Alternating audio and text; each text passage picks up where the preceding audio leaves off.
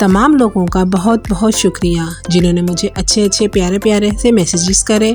आप लोगों के मैसेजेस एक एनर्जी होते हैं जो हमें आगे बढ़ने के लिए मदद देते हैं। और अल्लाह ताला आप सब लोगों को सलामत रखे और जो मुझे मेरे सफ़र में आगे बढ़ने के लिए मदद दे रहे हैं। और प्लीज़ आप लोग मेरे चैनल्स के लिंक को फ्रेंड्स एंड फैमिली में शेयर करना हरगिज़ नहीं भूलिएगा। अस्सलाम वालेकुम, कैसी है मेरी यूट्यूब फैमिली? उम्मीद करती हूँ खुशखुर्रम होगी और अल्लाह के हिफ्ज़ व अमान में होगी। जनाब थंबनेल देखकर आपको अंदाज़ा तो हो गया होगा कि आज हम किस टॉपिक पर बात करेंगे। जी जनाब, अब ग्रोसरी ख़रीदने के दिन बस आने ही वाले हैं। जैसे कि मेरी ग्रोसरी के दिन तो आ गए हैं, तो मैंने भी अपनी ग्रोसरी ख़रीद ली। और आपको पता है कि मैं कुछ ग्रोसरी कहीं से ख़रीदती हूँ, कुछ कहीं से और कुछ कहीं से, यानी डिफरेंट जगहों से ख़रीदती हूँ जहाँ से मुझे सस्ता पड़े। क्योंकि ग्रोसरी ख़रीदना और इसे संभालना एक हुनर है और एक हाउसवाइफ को मालूम होना चाहिए कि इसे क्या ख़रीदना है और कैसे संभालना है। आज आपको मैं बताऊंगी ग्रोसरी को मैनेज करने के 5 बुनियादी उसूल कि किस तरीके से हमने ग्रोसरी को ख़रीदना है, कैसे मैनेज करना है और फिर किस तरीके से उसे पूरे महीना भर चलाना है। जनाब, तो पहला मैंने जहाँ तक ये है कि इम्तियाज़ की शॉपिंग होती है तो मैं तमाम वही शॉपिंग करती हूँ इम्तियाज़ से जो मुझे बाहर के हिसाब से रीज़नेबल पड़े। और ग्रोसरी कर जाने से पहले सबसे बुनियादी चीज़ जो होती है वो होती है ग्रोसरी लिस्ट। आप अपनी पेनेट्री में से देख लीजिए कि आपने क्या क्या ख़रीदना है और क्या क्या आपके पास मौजूद है। जैसे कि पिछले मंथ मेरे पास दालें मैंने काफ़ी सारी ख़रीद ली थी और वो इतनी दालें हैं कि मेरी इस महीने भी वो चल जाएंगी। तो इस दफ़ा की ग्रोसरी के अंदर मैं सिर्फ़ एक ही दाल लेकर आई हूँ और इसके अलावा मैंने कोई और दाल वग़ैरह नहीं ख़रीदी। ना दाल, ना छोले, ना लोबिया, इस किस्म की मैंने कोई भी चीज़ नहीं परचेज़ करी।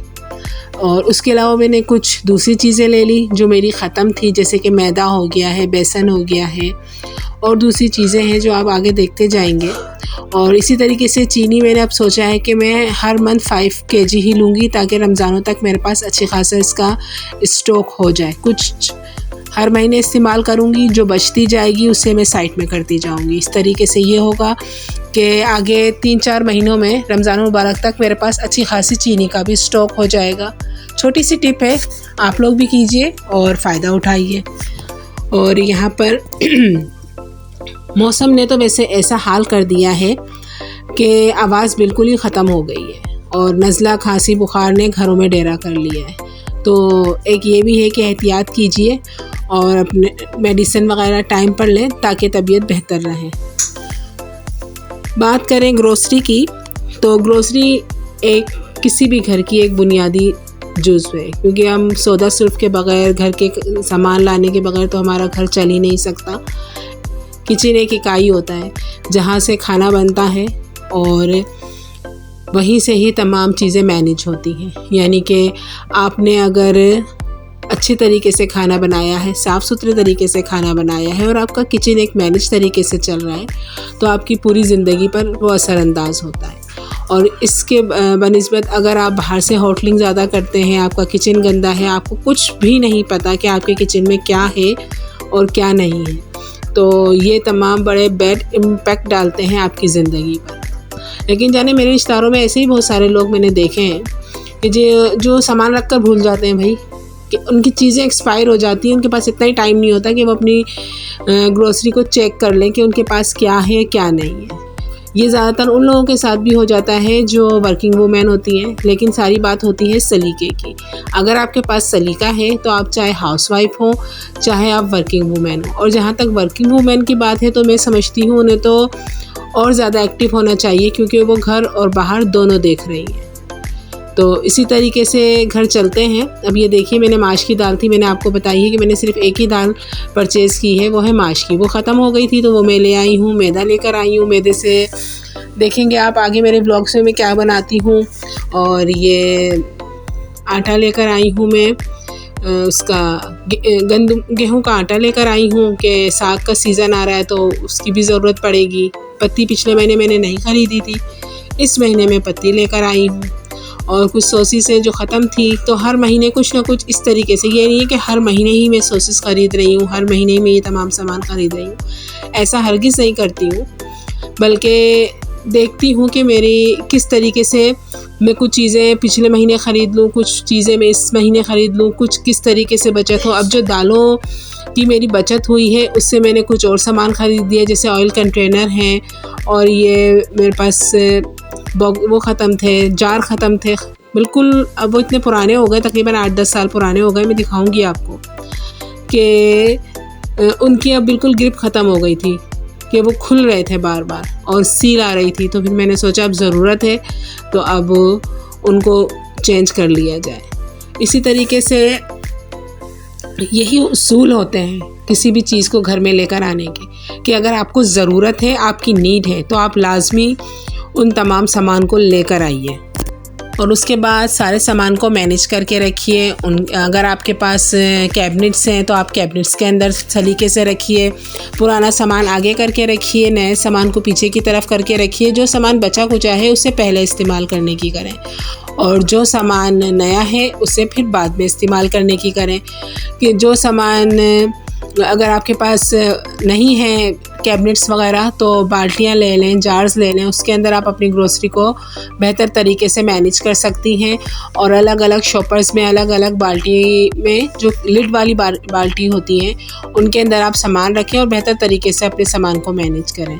और वही वाली बात है, ग्रोसरी उतनी करें जितनी आप संभाल सकती हैं। अगर आप 15 दिन की ग्रोसरी संभाल सकती हैं तो 15 दिन की करें, अगर आप महीने की ग्रोसरी संभाल सकती हैं तो आप महीने की करें, और अगर आप वीकली ग्रोसरी संभाल सकती हैं तो आप वीकली करें।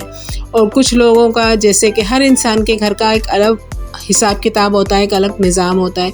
कुछ डेली वेजिस वाले होते हैं, कुछ वीकली होते हैं, कुछ का मैंने देखा है 15 दिन का भी हिसाब होता है। तो बात फिर वही है, जिस तरीके से आप अपना घर मैनेज करती हैं उसी तरीके से आप ग्रोसरी को भी मैनेज करें। बात सिर्फ इतनी है कि चीज़ें ज़ाया ना हो, दालों में कीड़ा लगता रहे, वो पीछे पड़ी रहें नाकदरी से, बेकदरी से। और इसी तरीके से फ्रिज में सामान सड़ रहा है, टमाटर हो गए हैं, धनिया पुदीना है, हरी मिर्चें हैं, उलट पुलट करती रहें। सफाई के साथ सामान रखें ताकि आपका सामान साफ़ सुथरा रहे और गले सड़े ना।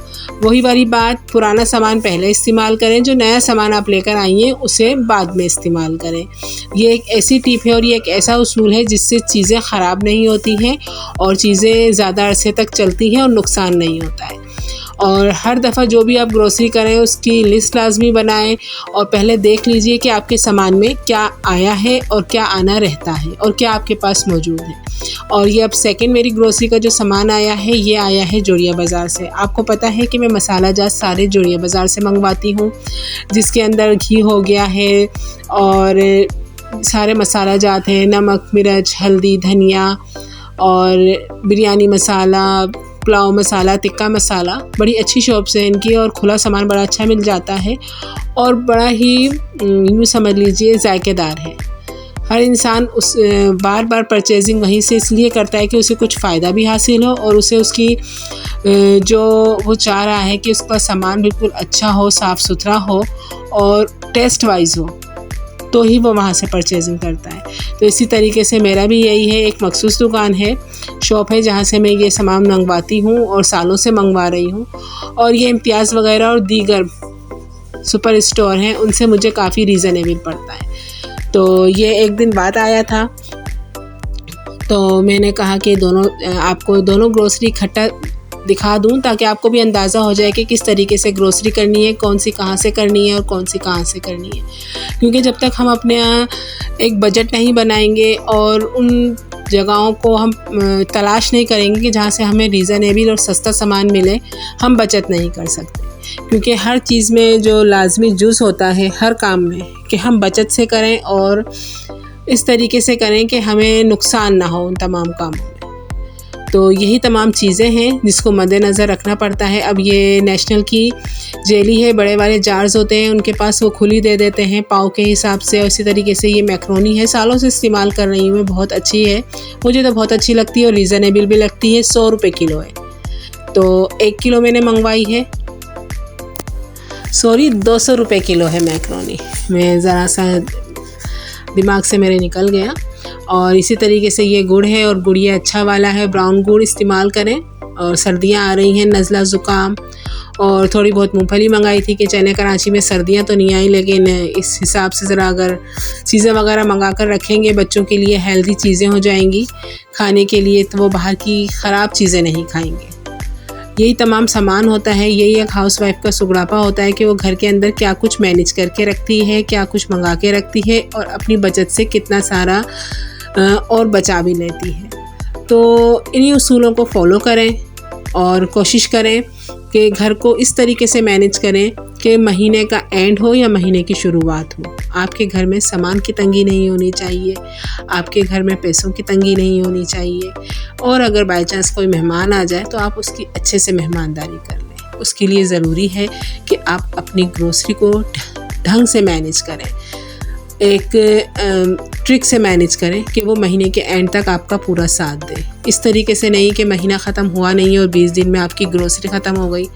आप कैसी हाउसवाइफ हैं फिर कि आपको अंदाज़ा ही नहीं हुआ कि किस तरीके से ग्रोसरी ख़त्म हो गई। चाहे लहसुन अदरक का पेस्ट भी क्यों ना होना, वो भी महीने के एंड तक चलना चाहिए।